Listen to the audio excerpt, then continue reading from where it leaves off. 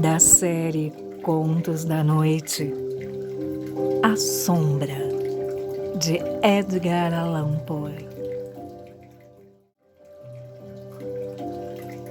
Vós que me ledes, estáis ainda entre os vivos, mas eu, que escrevo, terei desde há muito partido para o mundo das sombras.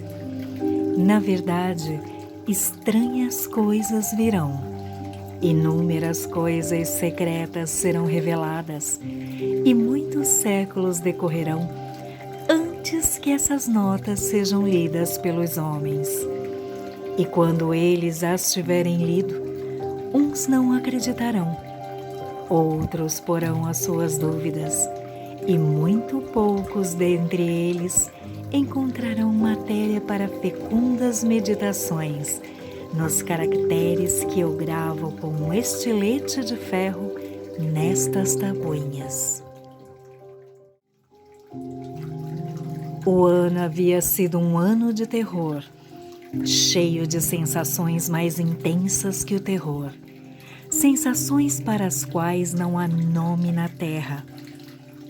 Muitos prodígios, muitos sinais haviam ocorrido, e de todos os lados, em terra e no mar, se tinha amplamente estendido as asas negras da peste.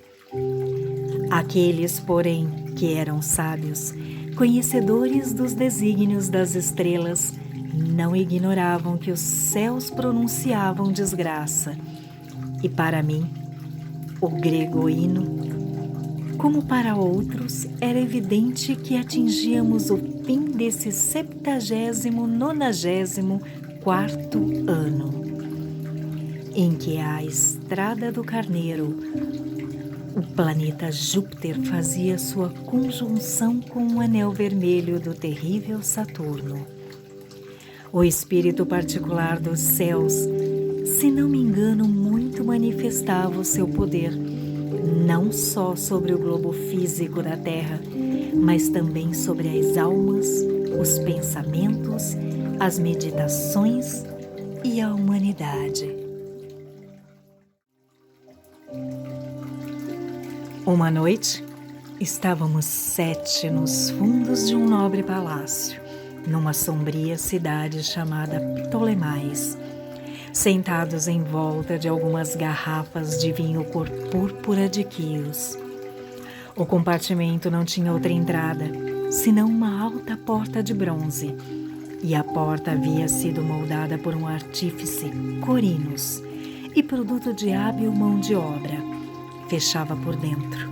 De igual modo, protegiam esse compartimento melancólico negras tapeçarias, que nos poupavam a visão da lua, das estrelas lúgubres e das ruas despovoadas, mas o sentimento e a lembrança do flagelo não se tinham expulsado facilmente.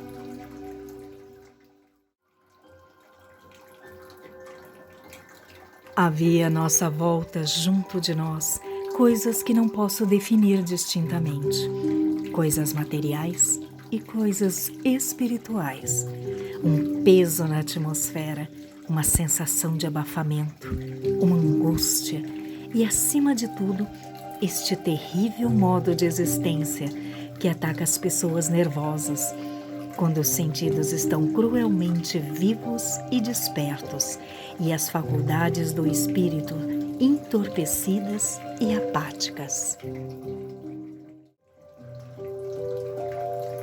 Esmagava-nos um peso mortal, estendia-se pelos membros, pelo mobiliário da sala, pelos copos onde bebíamos, e todas as coisas pareciam oprimidas e prostradas naquele abatimento.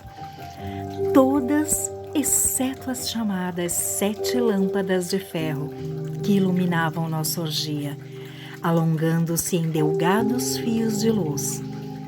Elas assim se quedavam, ardendo pálidas e imóveis, e na mesa redonda de ébano, em redor da qual estávamos, e cujo brilho transformava em espelho cada um dos convivas, contemplava a palidez do próprio rosto e o brilho inquieto dos olhos tristes dos seus camaradas.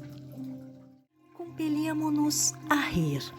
Estávamos alegres, à nossa maneira, uma maneira histérica, e cantávamos as canções de Anacreonte, que não passam de loucura, e bebíamos à larga, muito embora a púrpura do vinho nos lembrasse a púrpura do sangue. É que no compartimento havia uma oitava personagem, o jovem Zoilo, morto, estendido a todo o comprimento e amortalhado. Era o gênio e o demônio do cenário. Ai, esse não tomava parte do nosso divertimento. Apenas a sua fisionomia convulsionada pelo mal e os seus olhos, em que a morte semi-extinguira o fogo da peste, parecia tomar pela alegria tanto interesse quanto os mortos são capazes de tomar pela alegria daqueles que têm de morrer. Muito embora eu, Oíno, sentisse os olhos do defunto fixo em mim, a verdade é que me esforçava para não me aperceber do amargor da sua expressão. E olhando obstinadamente para as profundezas do espelho de ébano, eu cantava em voz alta a sonora canção do poeta de Teos. Gradualmente, porém, o meu canto cessou, e os ecos rolando ao longe por entre as negras tapeçarias do aposento foram enfraquecendo, indistintos, e desvaneceram-se.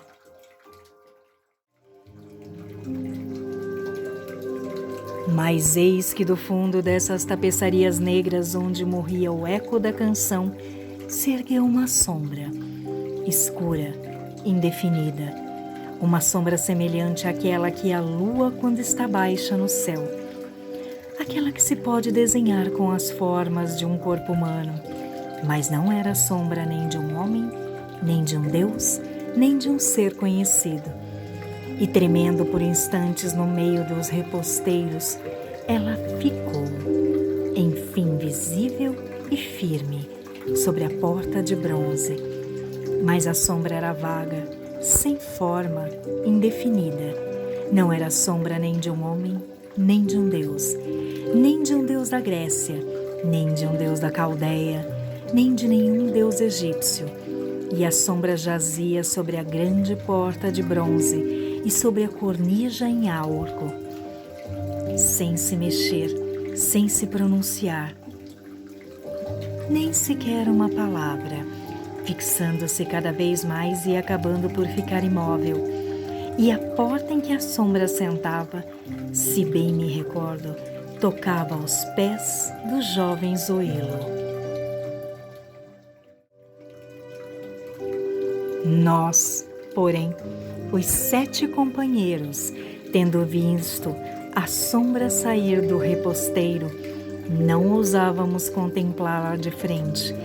Baixávamos os olhos e olhávamos sempre para as profundezas do espelho de ébano. Por fim, eu, Oíno, aventurei-me a pronunciar algumas palavras em voz baixa e perguntei à sombra a sua morada, o seu nome. E a sombra respondeu: Eu sou a sombra, e a minha morada é ao lado das catacumbas de Ptolemais, e muito perto dessas planuras infernais que encerram o canal impuro de Caronte. E então todos nós, os 7, erguemo-nos horrorizados dos nossos assentos, e ali ficamos, trêmulos, arrepiados, cheios de assombro. O timbre da voz da sombra não era o timbre da voz de um só indivíduo, mas de uma multidão de seres. E essa voz, variando em suas inflexões de sílaba para sílaba, enchia-nos confusamente os ouvidos, a imitar os timbres conhecidos e familiares de milhares de amigos desaparecidos.